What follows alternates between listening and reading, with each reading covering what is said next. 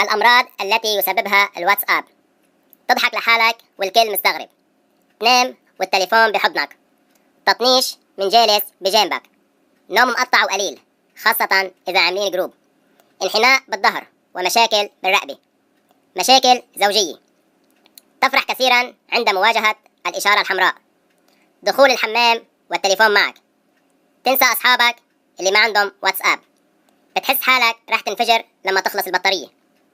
بتحس حالك بلا إحساس من كتر البهدلة اللي بتسمعها، ألم في المسالك بسبب التأخر بالتبول حتى تنتهي من قراءة الرسائل، تتعود على المسبات كل ما انقطع الاتصال أو ما اشتغل الفيديو،